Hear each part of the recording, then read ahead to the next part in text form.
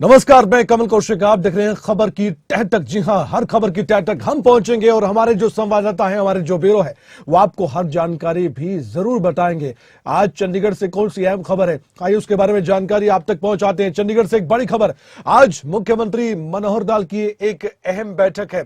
इसके अलावा और भी बैठकें हैं, लेकिन सबसे पहले आपको बता दें कि विधायकों के साथ मुख्यमंत्री मनोहर लाल रूटीन की बैठक करेंगे, जैसे कि हर मंगलवार को वो करते हैं। पीडब्ल्यूडी विभाग के अधिकारियों के साथ भी आज मीटिंग होनी है। स्टेट एग्रीकल्चर मार्केटिंग बोर्ड के अधिकारियों की भी मीटिंग लेनी है मुख्यमंत्री को। सीएम कैंप ऑफिस में मीटिंग होगी और एक एक करके इन मीटिंग के बारे में हम जरूर जानेंगे। जो रूटीन की मीटिंग है विधायकों के साथ, वो आज कैसे अहम रह सकती है, क्योंकि विधायकों के विधानसभा क्षेत्र से जुड़े मुद्दे इस मीटिंग में उठते हैं। मुख्यमंत्री से सीधे परिचित होते हुए अपनी बातें रखते हैं वो विधायक, जो अपने विधानसभा क्षेत्र के लोगों की चिंता करते हैं और जो प्रोजेक्ट बड़े बड़े हैं, क्या उनका फीडबैक है या कहां तक वो पहुंचे हैं, तमाम पहलू और तमाम बातें जिनके बारे में चर्चा होती है। इसके अलावा भी जो बाकी दो मीटिंग है उनके बारे में भी जानकारी लेंगे। हमारे साथ सीधे जुड़ चुके हैं हमारे स्टेट हेड जितेंद्र चौधरी। जितेंद्र, सबसे पहले जो रूटीन की बैठक विधायकों के साथ होती है, आज की जो ये बैठक है कितनी महत्वपूर्ण, कितनी अहम मानते हैं आप, किन मायनों में इसे खास माना जाए?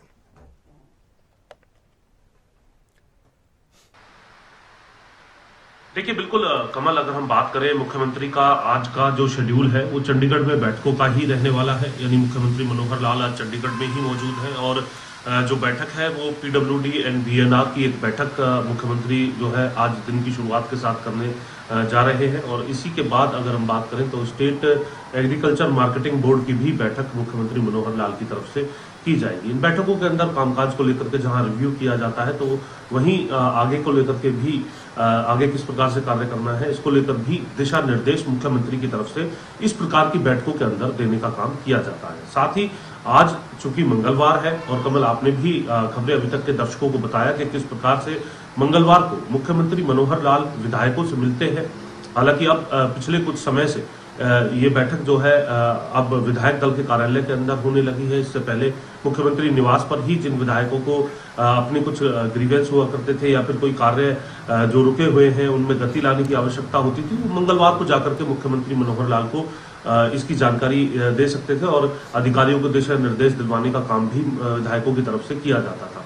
आज ये बैठक करीब 3 बजे शुरू होगी और विधायकों के साथ ये बैठक है। इसमें जिन विधायकों को यह आवश्यकता है कि उनके क्षेत्र के अंदर जो कार्य है, खासतौर से भाजपा के विधायक इस बैठक के अंदर पहुंचते हैं कमल, और उन विधायकों को अगर लगता है कि कुछ ऐसे कार्य हैं जिनमें गति लाने की आवश्यकता है या मुख्यमंत्री की तरफ से अनाउंसमेंट की गई थी उन कार्यों को लेकर के और अभी भी उन कार्यों के अंदर गति नहीं मिल रही है, ऐसे तमाम जो डेवलपमेंट के जो विषय हैं उन्हें विधायकों की तरफ से इस बैठक के जरिए जो है मुख्यमंत्री के समक्ष रखा जाता है, जिसके बाद मुख्यमंत्री की तरफ से भी अधिकारियों को इसको लेकर निर्देश दिए जाते हैं। क्योंकि कुछ कार्य जहां धरातल पर जिनमें गति लाने की आवश्यकता होती है, तो कुछ ऐसे भी कार्य हैं जिनकी फाइलें चंडीगढ़ के अंदर अटकी होती है और विधायक इस प्रकार की जो रूटीन बैठक है उसमें मुख्यमंत्री के समक्ष इन तमाम कार्यों को रखते हुए नजर आते हैं। हल्का क्षेत्र के अंदर जो भी समस्याएं हैं उन्हें रखते हुए नजर आते हैं और किस तरीके से सरकार अब चुनावी साल के अंदर आगे अपना विजन लेकर के चले, कौन कौन सी ऐसी बातें हैं जो जनता से के माध्यम से निकल करके सामने आ रही हैं जिनमें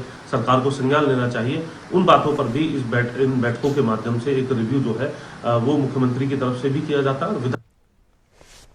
जी,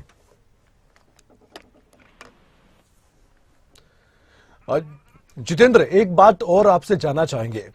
कल ही हमने ये देखा कि जो विधानसभा में मुद्दा उठा था विधायकों को लेकर, उस मुद्दे पर कल एक खबर सामने आई कि आदेश अब जारी हो चुके हैं और अब जो खुले दरबार है उसमें विधायकों को आमंत्रित नहीं किया जाएगा। आपको लगता है कि इस तरह की मीटिंग में जब मुख्यमंत्री उनसे बातचीत कर रहे थे विधायकों से, कोई विधायक इस तरह की बात कह सकता है कि हमारी जो पावर है उसे कम कर दिया गया या हमारी वैल्यू कम हो गई है, पहले से हमें महसूस हो रहा है?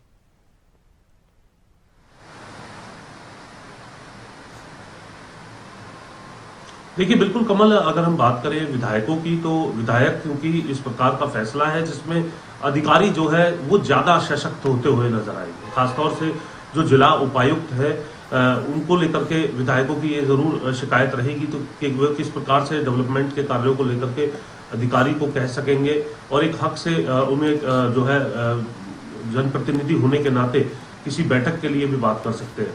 लेकिन अब इस आदेश के बाद अब ये देखना होगा कि कौन विधायक इस बात को बैठक के अंदर रखता है या नहीं, क्योंकि विधानसभा के अंदर जब ये मुद्दा आया था तो इसका विरोध जरूर विपक्षी विधायकों की तरफ से देखने के लिए मिला था, लेकिन कोई बहुत ज्यादा ये कहें कि सत्ता पक्ष के विधायक इस बारे में बोले हो, यह ऐसा देखने के लिए विधानसभा में भी नहीं मिला था।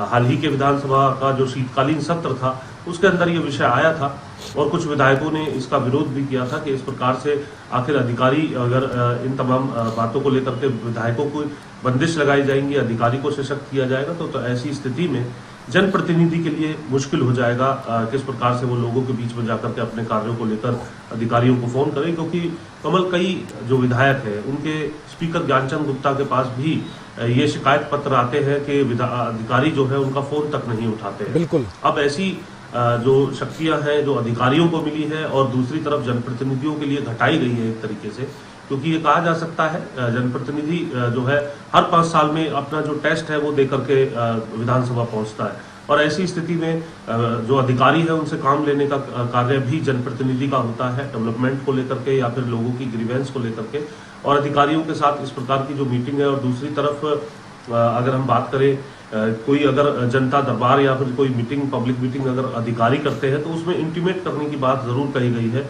बुलाया जाए ये जरूरी नहीं है विधायक को। तो ये भी एक बात दर्शाते हुए नजर आता है, क्योंकि जनता के बीच में अगर इस प्रकार का कोई कार्य अधिकारी करते हैं तो उसमें जनप्रतिनिधि की भूमिका अहम होती है। लेकिन सत्ता पक्ष के विधायक इसको किस तरीके से मुख्यमंत्री के समक्ष रख पाते हैं या नहीं रख पाते, क्योंकि अपनी ही सरकार है और उसका विरोध किस प्रकार से वो करेंगे ये उनके लिए एक स्थिति जरूर बनी हुई है। लेकिन उनके विधानसभा क्षेत्र के अंदर अगर हम बात करें तो ये उनके लिए एक परेशानी है और लोगों के बीच में जाकर के भी इन तमाम समस्याओं का हल कराने को लेकर के एक बड़ी अड़चन के तौर पर इसे जो जनप्रतिनिधि है, खासतौर से विपक्ष के विधायक क्योंकि इसका खुल करके विरोध कर रहे हैं, उनका ये जरूर मानना है कि इसमें विधायकों की जो शक्तियां हैं उनको सीमित करने का काम इस फैसले के जरिए किया गया है और अब इसका पत्र भी कल जारी हो चुका है। तो इसके बाद ये जरूर कहा जा सकता है कि जो अधिकारी है वो बाध्य नहीं होंगे और उनके पास इसको लेकर के एक डिटेल ऑर्डर जो है उनके साथ में है। तो ऐसी स्थिति में ये जरूर कहा जा सकता है कि विधायकों के लिए ये एक समस्या के तौर पर ही देखा जा सकता है, क्योंकि जनप्रतिनिधि का जो प्रोटोकॉल है वो अपने आप में सबसे बड़ा होता है, लेकिन अधिकारियों को शक्ति देने वाला ये आदेश देखा जा रहा है। अब इसका किस प्रकार से इंटरनल बैठक में बिना मीडिया के सामने आए कोई विधायक अपनी बात रखते हैं या नहीं, ये आज की बैठक में भी देखना होगा और इसके अलावा भी इसका क्या प्रभाव धरातल पर पड़ रहा है, हल्का क्षेत्र जो है विधायकों के उनके अंदर पड़ रहा है, इसके भी परिणाम कुछ दिन में आने शुरू हो जाएंगे। जी और जितेंद्र आप हमारे साथ बने रहिए, फिर से आपसे बातचीत होगी। एक और बड़ी जानकारी खबर की तह तक पहुंचने के लिए एक और खबर सामने आ चुकी है। बदमाशों और अवैध गतिविधियों के खिलाफ हरियाणा पुलिस ने बड़ा एक्शन दिखाया। जी हां, हरियाणा पुलिस ने ऑपरेशन आक्रमण जारी किया है। यह ऑपरेशन चलाया गया है, इसका नाम दिया गया है ऑपरेशन आक्रमण। और हरियाणा में लगभग 6,582 पुलिस कर्मियों की 1,355 टीमों ने रेड की है। रेड के दौरान कई धाराओं के तहत 490 के करीब मुकदमे दर्ज हुए। 683 आरोपियों को गिरफ्तार भी किया गया है। जितेंद्र चौधरी हमारे स्टेट हेड हमारे साथ जुड़े हुए। जितेंद्र, क्यों जरूरत पड़ी इस तरह के ऑपरेशन, और पहले भी इस तरह के ऑपरेशन हो चुके हैं? देखिए, बिल्कुल कमल, समय समय पर इस प्रकार के जो गैर गतिविधियों के अंदर, इस प्रकार की अवैध गतिविधियों के अंदर जो लोग शामिल होते हैं उसको लेकर के इस प्रकार के अभियान चलाए जाते हैं। लेकिन एक बड़ा अभियान इसे कहा जा सकता है, क्योंकि 1355 जो पुलिसकर्मी हैं उनकी टीमें जो हैं, 600 से अधिक जो टीमें हैं, 683 जो टीमें हैं वो बनाई गई थी। अलग अलग जगह छापेमारी की गई थी। जो कुख्यात जो अपराधी थे उनको भी जो है गिरफ्त में लेने का काम किया गया है। एनडीपीएस के तहत मुकदमे दर्ज किए गए हैं, आर्म्स एक्ट के तहत मुकदमे दर्ज किए गए हैं और जो ये कह सकते हैं कि जो तस्करी के जो मामले हैं उनको भी रिपोर्ट किया गया है और 490 के करीब जो एफआईआर है वो दर्ज किए गए हैं। क्योंकि ये कहा जा सकता है कि जो पूरे, अगर हम आंकड़ों की अगर हम बात करें कमल, 1355 टीमें थी, जो है 6,582 माफी चाहेंगे कमल, 6,582 जो पुलिसकर्मी हैं उनकी 1355 टीमें जो है वो बनाई गई थी और 490 मुकदमे दर्ज किए गए हैं। 683 आरोपियों को गिरफ्तार किया गया है, जिसके अंदर अगर हम बात करें बहुत जो है संगीन जो मामले जिन लोगों के खिलाफ रहते हैं, जो अपराधी किस्म के जो लोग हैं, उनको भी गिरफ्त में लेने का काम जो है वो किया गया है। नशे को लेकर के लगातार अभी हम विधानसभा को लेकर के भी डिस्कस कर रहे थे कमल, जिस तरीके से दर्शकों को भी हमने जानकारी दी है, विधानसभा में भी जो है अवैध शराब को लेकर के जो मसला है वो उठते हुए नजर आया था, तो उस पर भी एक बड़ी चोट जो है वो इन तमाम टीमों की तरफ से की गई है। इसके अंदर अगर हम देखते हैं तो जो जानकारी मिल रही है 3780 जो देसी की जो बोतल है, 155 बोतल अंग्रेजी शराब की जो है वो पकड़ी गई हैं, तो एक बड़ी खेप जो है वो इस प्रकार की पकड़ी गई है और साथ ही साथ 2,80,254 रुपए की नकदी भी इसको लेकर के पकड़ी गई है। तो ये कहा जा सकता है एक बड़ा अभियान इसको, और 10 इनामी बदमाश और एक अति वांछित बदमाश को भी काबू करने का काम किया गया है। तो एक बड़ा ऑपरेशन जो है पूरे प्रदेश भर के अंदर चला है और इस प्रकार के ऑपरेशन समय समय पर कमल पुलिस की तरफ से किए जाते हैं, लेकिन अभी हाल ही अगर हम शीतकालीन सत्र के बाद अगर हम बात करें तो एक बड़ा एक्शन जो है वो ये देखने के लिए मिला है, जिसमें अलग अलग धाराओं के तहत अलग अलग मामलों में जो मुकदमे दर्ज करते हुए गिरफ्तारी करने का काम पुलिस की तरफ से किया गया है। जी और जितेंद्र, बहुत बहुत धन्यवाद जानकारी देने के लिए विस्तार से और खबर की तह तक पहुंचने के लिए। हरियाणा पुलिस ने, आपने देखा कि 14 जनवरी को भी प्रदेश में बदमाशों और आपराधिक तत्वों और नशा तस्करों पर शिकंजा कसते हुए ऑपरेशन आक्रमण साथ चलाया और इसके अंतर्गत प्रदेश भर में 6,582 पुलिस कर्मियों की 1,355 टीमों ने एक साथ रेड की थी। ये सब कुछ देखा और इस बात की जानकारी खुद जितेंद्र चौधरी ने भी दी। आगे बढ़ते हैं, बात हिमाचल प्रदेश की और खबर की तह तक पहुंचेंगे लोकसभा चुनाव को लेकर आई एक खबर के साथ। जी हां, हिमाचल कांग्रेस का भी मंथन जारी है। कांग्रेस प्रदेश कार्यालय में एक बड़ी मीटिंग होने जा रही है। इस बैठक में मुख्यमंत्री सुखविंदर सिंह सुक्खू रहेंगे मौजूद। कांग्रेस प्रदेश अध्यक्ष प्रतिभा सिंह भी खास तौर पर मौजूद रहेंगी। पीसीसी के पदाधिकारी भी इस बैठक में शामिल होंगे। कैबिनेट मंत्री और विधायक भी इस बैठक में हिस्सा लेंगे।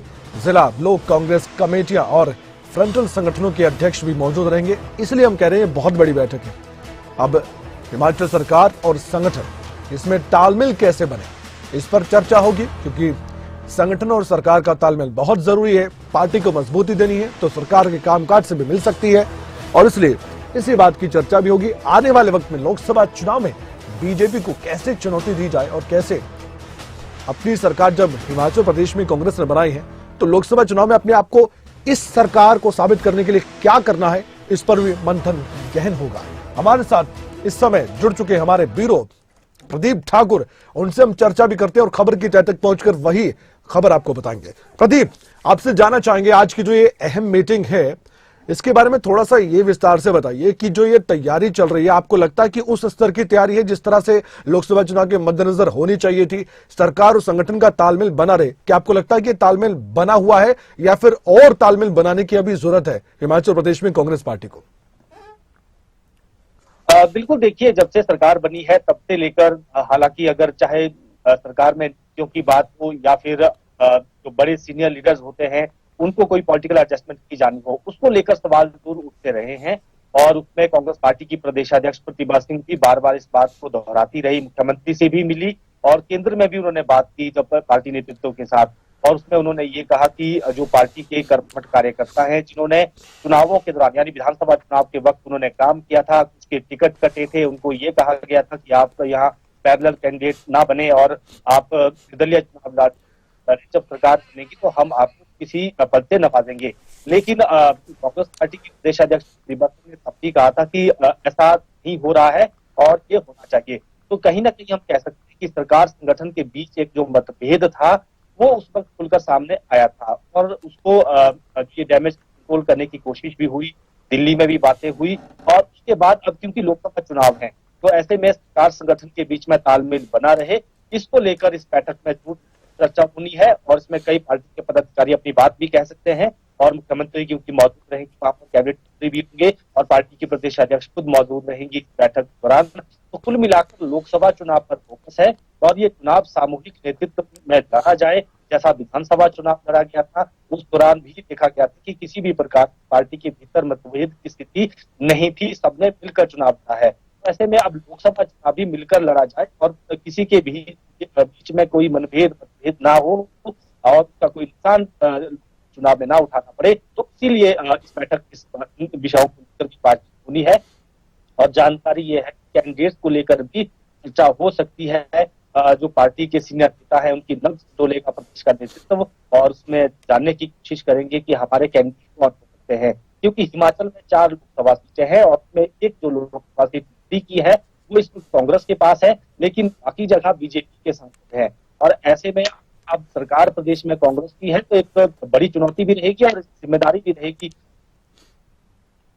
जी। यहाँ पर चारों सीटें कांग्रेस के खाते में जाए, तो ये जरूर एक प्रेशर रहेगा। और ऐसे में ये देखने वाली बात थी कि कैंडिडेट्स इस तरह की इस बार कांग्रेस पार्टी देती है। क्या जो विधानसभा चुनाव में जो जीतकर विधायक किया है, क्या उनके से कैंडिडेट बनाए जाएंगे या जो पिछली बार के कैंडिडेट है उनको किसी रिपीट किया जाएगा, क्या इसमें होना है, ये डिस्कशन यहाँ होनी है। क्योंकि जब एक सवाल और भी है, अभी डिस्कशन जो आपने बताया कि तालमेल होना चाहिए सरकार संगठन के बीच, ये अहम मुद्दा इस मीटिंग का होगा और आने वाले वक्त की चुनौतियों के बारे में भी जरूर चर्चा होगी। लेकिन एक बात मैं राजनीतिक तौर पर आपसे सवाल के तौर पर पूछना चाहता हूं, ये बताइए कि बीजेपी जो चुनौती पेश कर रही है उस चुनौती से पार पाने के लिए कांग्रेस पार्टी किस रणनीति के तहत आगे बढ़ सकती है, और वो चुनौती आपको क्या लगती है जो बीजेपी कांग्रेस के सामने इस वक्त राजनीतिक तौर पर सीधे सीधे दे रही है?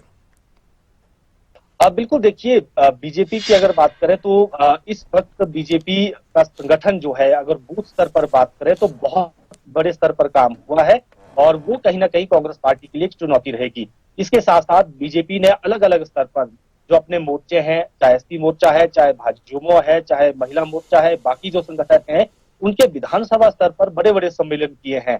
तो कहीं ना कहीं ये एक चुनौती जरूर रहेगी। जो बूथ स्तर पर बीजेपी ने मजबूती अभी पाई है उसको कैसे, उस गढ़ को कैसे तोड़ने की कोशिश कांग्रेस का प्रदेश नेतृत्व करेगा।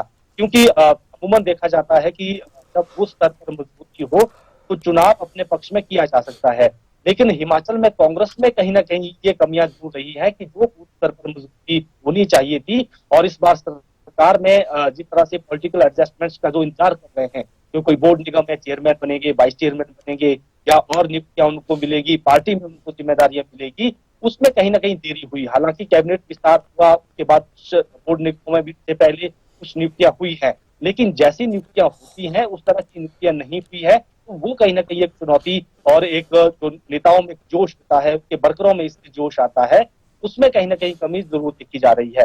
लेकिन फिर भी देखना ये होगा कि सरकार होने का, प्रदेश में सरकार होने का फायदा लेने की कोशिश यहाँ कांग्रेस जरूर करेगी और इन्हीं बातों को लेकर सरकार भी जनता के बीच में अब जाने की कोशिश कर रही है। अगले कल से यानी 17 जनवरी से सभी मंत्री, खुद मुख्यमंत्री अपने अपने विधानसभा क्षेत्रों में एक एक गांव में जाएंगे और वहां की जो ग्राम सभाएं होती है उसमें बैठेंगे और वहां पर लोगों की समस्याएं भी सुनेंगे। दूसरे चरण में मंत्रियों को जिम्मेदारी दी गई कि आप 4-4 विधानसभा क्षेत्रों में गांव-गांव में जो है प्रमुख गांव में जाकर आप लोगों के बीच में जाएंगे। फिर अगले चरण में विधायक और सीपीएस, इन 3 चरण में ये सारा काम होना है। तो सरकार भी फील्ड में उतर रही है और आज अब जो बैठक हो रही है इसमें जो पार्टी के प्रदेश पदाधिकारी हैं, जिलों के अध्यक्ष हैं, उपाध्यक्ष हैं, बाकी जो कार्यकारिणी है, ब्लॉक के जो कार्यकारिणी है, उनको निर्देश दिए जाएंगे कि आपने अब बूथ को कैसे करना, बूथ स्तर पर लोगों को कैसे उन तक पहुंचना है और जो केंद्र सरकार के जो नीतियां हैं, काम है, उनको उसके खिलाफ जनता के बीच में कैसे अपनी बात कहनी है। तो ये कहीं ना कहीं एक बात है और आपदा एक प्रदेश में बड़ा मुद्दा है, उसको कांग्रेस हाथों हाथ ले रही है और उसमें केंद्र ने मदद नहीं की, ऐसा आरोप लगाया जा रहा है। लेकिन दूसरी तरफ अगर बीजेपी की बात करें तो वो प्रदेश सरकार को भी घेरा जा रहा है जी, कामकाज को लेकर घेरा जा रहा है, गारंटियों को लेकर सवाल पूछे जा रहे हैं कि 1500 महिलाओं के कहाँ है, बेरोजगारों का रोजगार कहाँ है और दूध और गोबर खरीद की बात हुई थी, वो गारंटियां कहाँ है। तो इसको लेकर बीजेपी सवाल उठा रही है।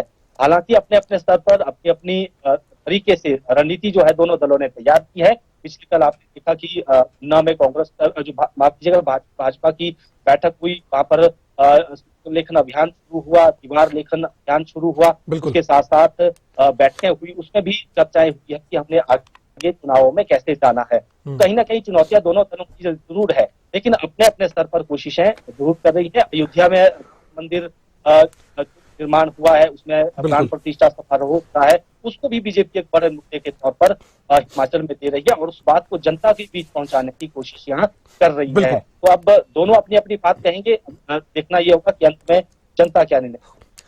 प्रदीप, खबर की तह तक पहुंचने के लिए बहुत बहुत धन्यवाद। इस खबर पर आपसे अपडेट लेते रहेंगे। आगे बढ़ते हैं, उत्तराखंड की बात करेंगे। उत्तराखंड के पूर्व कैबिनेट मंत्री हरक सिंह रावत ने हरिद्वार लोकसभा सीट से चुनाव लड़ने की इच्छा सरेआम जारी कर दी है और उन्होंने ये भी कहा है कि पिछले लंबे समय से हरिद्वार लोकसभा सीट से चुनाव लड़ने की वो तैयारी कर रहे हैं। हरिद्वार सीट से ही पूर्व मुख्यमंत्री हरीश रावत के बेटे की ओर से भी तैयारी किए जाने पर उन्होंने अपनी ओर से कहा, पार्टी किसी को भी टिकट देगी तो अन्य लोग कार्यकर्ता बनकर सहयोग करेंगे। उन्होंने ये भी कहा कि जिस सीट पर अधिक दावेदार होते हैं वहां पर पार्टी मजबूत होती है। तो आप सोच सकते हैं ये नपा तुला जो बयान दिया गया है इसके मायने क्या है। सबसे पहले सुनवाते हैं क्या कहा गया है। अरे तो पार्टी तय करेगी ना कि इसको लड़ाना है, और मैंने पार्टी से कहा भी कि मैं हरिद्वार लड़ना चाह रहा हूं। अगर पार्टी लड़ाती है लड़ाएगी तो अच्छा है, और नहीं लड़ाती किसी को लड़ाएगी तो हम काम करेंगे कार्यकर्ता के रूप में। हरिद्वार से तो हरीश रावत के बेटे भी अब तैयारी करने लगे हैं, वो भी सबको अधिकार है, लोकतंत्र यही तो अच्छा है कि अब अगर देखो सुनो, अगर किसी सीट पर ज्यादा लोग दावेदारी कर रहे हैं इसको मतलब पार्टी मजबूत हो रही है। अगर कोई कैंडिडेट नहीं मिलता, ढूंढना पड़ता है कि किसको लड़ाएंगे, तो ये चिंता का विषय था। हमारे साथ राव शफात अली हमारे ब्यूरो चीफ उत्तराखंड से सीधे जुड़ चुके हैं खबर की तह तक पहुंचने के लिए। राव शफात अली, इस बयान के मायने थोड़ा समझाएंगे। सबसे पहले तो हरिद्वार लोकसभा सीट का समीकरण बता दीजिए। इस सीट पर एक नार सौ बीमार वाली स्थिति कांग्रेस पार्टी के लिए ना हो जाए, क्योंकि दावेदारी तो सीधे सीधे ठोकते हुए नजर आ रहे हैं पूर्व मंत्री। लेकिन सबसे बड़ी बात यह भी है, उनका कहना था कि दावेदारी ज्यादा किसी सीट पर होगी तो पार्टी मजबूत होगी। आप इत्तेफाक रखते हैं इस बात से? इस तरह से गुटबाजी की खबरें नहीं सामने आती कि इधर से भी चुनाव लड़ने की इच्छा, उधर से भी चुनाव लड़ने की इच्छा, उनके समर्थक क्या सोचते हैं, वहां तक क्या मैसेज आता है? खबर की तह तक पहुंचकर बताइए। कमल, देखिए इसमें तो कोई दो राय नहीं कि आगामी जो लोकसभा के चुनाव होंगे उसमें सबसे ज्यादा अगर कोई घमासान देखने को मिल सकता है तो वो हरिद्वार सीट ही है। देखिए अभी तो बीजेपी का कब्जा है, डॉक्टर रमेश पोखरियाल निशंक यहाँ बीजेपी के सांसद हैं, लेकिन अब कांग्रेस की तरफ से अगर तैयारियों की बात करें तो पूर्व मुख्यमंत्री हरीश रावत हरिद्वार सीट पर बहुत ज्यादा सक्रिय रहते हैं जी। गन्ना किसानों का मुद्दा उन्होंने उठाया, राज्य सरकार को घेरा, महंगाई के मुद्दे को लेकर के घेरा और उनकी सक्रियता बहुत ज्यादा बढ़ी है। और दूसरी तरफ अगर देखें तो हरक सिंह रावत क्योंकि एक कद्दावर नेता माने जाते हैं, उत्तराखंड के बड़े नेता माने जाते हैं, हालांकि वो पार्टियां समय समय पर बदलते रहे, लेकिन आज हाल फिलहाल की बात करें तो वो कांग्रेस के बड़े नेता है। इससे पहले वो बीजेपी में शामिल थे, उससे पहले कांग्रेस में थे, लेकिन उनकी इच्छा भी हरिद्वार सीट से चुनाव लड़ने की है। और हरक सिंह रावत इस वक्त बहुत सक्रिय हैं हरिद्वार सीट पर, अपने कार्यकर्ताओं से मिल रहे हैं, अपने जान पहचान के लोगों से मिल रहे हैं। तो इससे ये महसूस होता है कि आने वाले वक्त में हरिद्वार सीट पर टिकट को लेकर के बड़ा घमासान मचने वाला है, और खासकर कांग्रेस को लेकर के।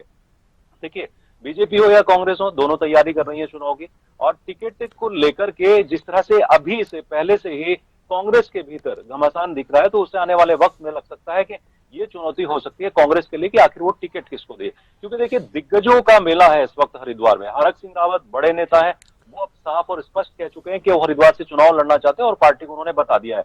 हालांकि उन्होंने साथ में ये भी कहा है कि पार्टी डिसाइड करेगी, पार्टी तय करेगी कि टिकट किसको देना है। इसके साथ ही उन्होंने एक बात और कही है कि राजनीतिक प्राणी बहुत तेज होते हैं, और वो यानी कि पार्टी समझती है कि पहले से ही कितनी महत्वपूर्ण है हरिद्वार के सीट पे। तो ये हरक सिंह रावत क्योंकि कभी कभी बेबाक तरीके से भी बोलते हैं, तो ये शायद वही वजह है कि उन्होंने बेबाक तरीके से बोल दिया कि वो चुनाव लड़ना चाहते हैं और तैयारी भी कर रहे हैं। लेकिन अगर दूसरी तरफ देखें तो पूर्व मुख्यमंत्री हरीश रावत के चुनाव लड़ने की संभावना है वहां से, और राजनीतिक चर्चाएं तो ये भी है कि पूर्व मुख्यमंत्री हरीश रावत अगर चुनाव नहीं लड़ते हैं तो उनके जो पुत्र हैं, उनके बेटे हैं, वो वहां से चुनाव लड़ सकते हैं। तो कहना यह है कि हरिद्वार सीट इस वक्त सॉफ्ट टारगेट कांग्रेस को नजर आ रही है, और इस सीट पर सबसे ज्यादा घमासान हो सकता है। देखिए अभी तो 5 की 5 लोकसभा की सीटें बीजेपी के खाते में है, बीजेपी का बड़ा मेगा प्लान है इन सीटों को दोबारा से जीतने का, लेकिन कांग्रेस को लगता है कि इस बार कुछ परिस्थिति बदल सकती है, हवा कांग्रेस के पक्ष में चल सकती है, और 5 की लोकसभा सीटों में से कुछ सीटें ऐसी हैं जिसमें कांग्रेस अच्छा प्रदर्शन कर सकती है। उसमें टिहरी लोकसभा की सीट भी शामिल कर ली जाए और हरिद्वार की भी कर ली जाए। तो अभी तो दिग्गजों के बीच सिर्फ बयानबाजी को लेकर के खींचतान नजर आ रही है। लेकिन बहुत संक्षेप में एक सवाल का जवाब मैं लेना चाहूंगा, समय की थोड़ी कमी है। राव शफात अली, एक बात बताइए, मीडिया से मुखातिब होते हुए इस तरह की बात कह देना कि मेरी इच्छा, ये तो पार्टी आला कमान के सामने बंद कमरों में बात भी हो सकती है, या अपने नेताओं से बातचीत कर वो इस बात की इच्छा जाहिर कर सकते हैं, लेकिन मीडिया के सामने बात कहना, ये क्या संदेश पार्टी को या फिर अपने समर्थकों को देना चाहते हैं? मैं थोड़ा सा ये समझना चाहूंगा आपसे। खुले तौर पर तो यही स्पष्ट है कि हरक सिंह रावत हरिद्वार सीट से चुनाव लड़ना चाहते हैं। आपने ठीक कहा कि पार्टी के प्लेटफॉर्म पर, लेकिन साथ साथ उन्होंने जब मीडिया में यह बयान दिया तो साथ साथ उन्होंने ये भी कहा कि उन्होंने पार्टी को बता दिया है। अच्छा। यानी अपने जो बड़े पदाधिकारी हैं, जो केंद्रीय नेतृत्व है पार्टी का, उसको अपनी क्योंकि इच्छा जाहिर इसमें करके कि वो कंपैरिजन हरिद्वार करने की चुनाव बात है, लड़ना चाहते हैं। यहाँ पे कंपैरिजन करने की बात ये राशिफात अली, जब बात बीजेपी की होती है उनके नेताओं की जो जुबानी बातें निकलती है वो अलग निकलती है। पार्टी जैसा कहेगी, पार्टी अगर लड़ाएगी तो हम तैयार हैं। यहाँ पर कांग्रेस के मामले में थोड़ा सा गड़बड़ हो जाता है, थोड़ा अलग बयानबाजी हो जाती है। यहाँ लोकतंत्र की फिर कांग्रेस बात करती है, हमारे अंदर तो लोकतंत्र है, वहां लोकतंत्र नहीं है, फिर गुटबाजी के आरोप लगते हैं कांग्रेस पार्टी पर। कमल, ये पहले से चर्चाएं होती हैं राजनीतिक तौर पर कि जो डिसिप्लिन है वो कांग्रेस के भीतर नहीं है, और डिसिप्लिन ना होने की वजह से कांग्रेस को बड़ा नुकसान उठाना पड़ता है, आपसी खींचतान होती है। और डिसिप्लिन की अगर बात करें तो बीजेपी के अंदर ये सबसे ज्यादा डिसिप्लिन देखने को मिलता है। बीजेपी में अगर कोई नाराजगी है तो वो सार्वजनिक प्लेटफॉर्म पर कोई भी नेता बयानबाजी नहीं करता है, चाहे कितनी भी बड़ी नाराजगी हो। लेकिन यहाँ कांग्रेस में जब कोई नाराजगी होती है तो वो पार्टी के प्लेटफॉर्म से पहले सार्वजनिक तौर पर अपनी नाराजगी को जाहिर कर देता है। देखिए, तो राजनीतिक लोग भी मानते हैं कि जब तक कांग्रेस डिसिप्लिन को मेंटेन नहीं करेगी तब तक शायद आने वाला भविष्य उसका सुरक्षित नहीं रहेगा। कांग्रेस के नेताओं के बीच में इतनी गुटबाजी होती है कि जो भी प्रभारी यहाँ आता है उसको ये गुटबाजी रोकना बहुत मुश्किल हो जाता है। अभी शैलजा कुमारी यहाँ पर आई है, उनको नया प्रभारी बना करके भेजा गया, उनके सामने भी बहुत सारी चुनौतियां आने वाली हैं इसी गुटबाजी को लेकर के। कमल, बिल्कुल सही कहा आपने। धन्यवाद खबर की तह तक पहुंचने के लिए राशिफात अली आपका। तो खबर की तह तक में आज के लिए मेरे साथ इतना ही, लेकिन खबरों का सिलसिला ब्रेक के बाद भी जारी रहेगा। नमस्कार।